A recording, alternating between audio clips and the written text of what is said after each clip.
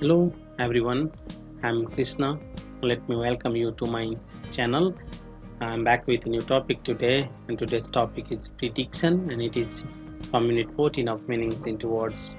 Uh, Students, I hope you might have watched all my other videos that I have uploaded in my channel, and I hope these videos might have benefited you in solving your questions or your problems. I would like to request you to subscribe my channel and leave comments in the comment box.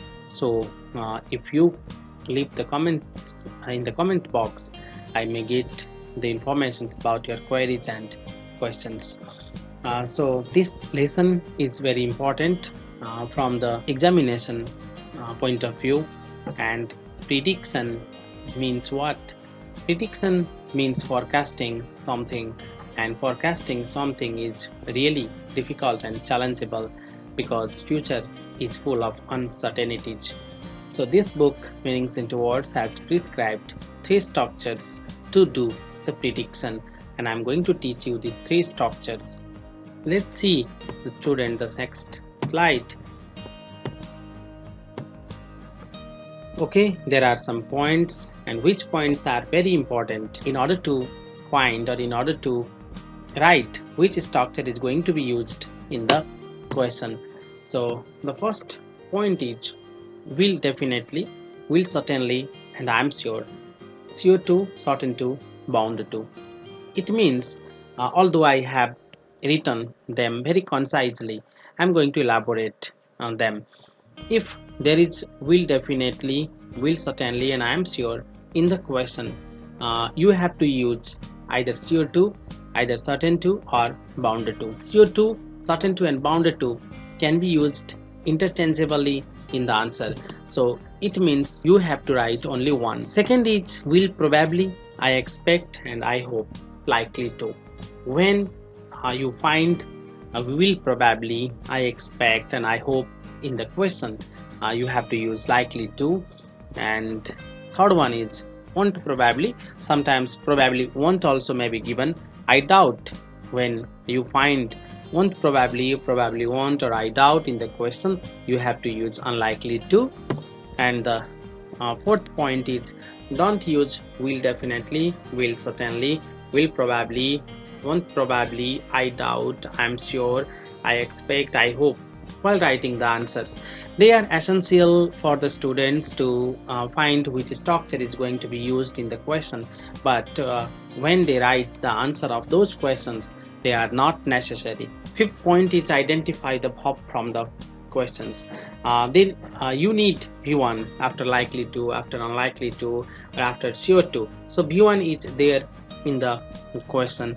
It is not necessary for you to go beyond the question to search B1 verb. It is already there. So these are some of the points. Unless you know the points, you won't solve the problems. So there are 3 structures, as I have said you in the beginning. Let's see these 3 structure. First one is subject, and subject is there in the question. So it is the duty of yours to write subject in the beginning, and you will bring the subject from the question. And verb is MR. Subject determines the use of is, am, and are. If the subject is plural, then you have to use are. If the subject is singular, you have to use is, and if there is I, you have to use am. And CO2, certain to, and bound to, you have to use only one. If you use CO2, it is not necessary for you to write certain to and bound to. And B1, as I have said you in the previous slide, you get B1 in the question and you keep it in the answer. Second structure is subject plus verb, and subject, you carry the subject from the question, and verb is MR. As I have said you, subject determines the use of is, am, and are. Likely to plus B1. Likely to, when does it come in the answer? When there are will probably, I expect, I hope in the questions. When you find will probably, I expect, I hope in the questions, you have to use likely to. Third structure is subject plus bebop. Bebop means are and unlikely to plus b1. When there are probably, want probably, I doubt in the questions, then you have to use unlikely to plus b1, unless you know this these three structures, you won't solve the problems. Okay, so you have to know these three structures, then you can solve the questions in the examination very easily. Let's see some questions with answers. The price of bread will definitely go up within a few weeks. The first duty of yours is to find which structure is going to be used in this question. So you see there is will, definitely, so it means it takes the first structure, CO2, certain to, bounded to plus b1. So what is the subject? Subject is the price of bread.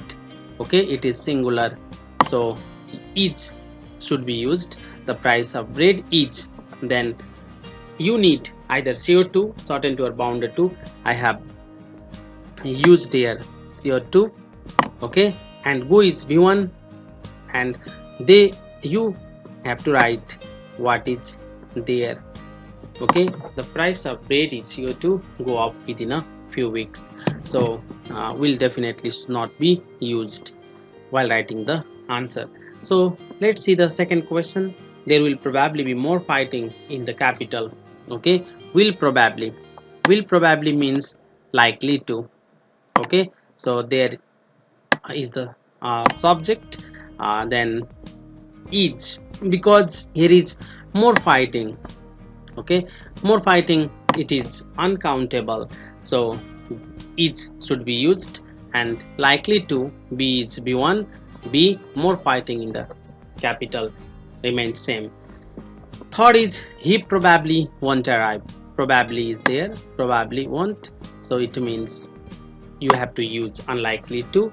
He is the subject, he takes is, and unlikely to, it is in the structure. And what is the b1? b1 is arrive. Okay, he is unlikely to arrive.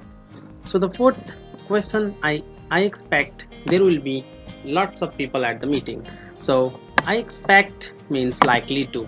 What is the, there is the subject is there, so there and are. Okay, yes, in this situation, students or you may be in confusion why there is are instead of is. So I will clarify that queries.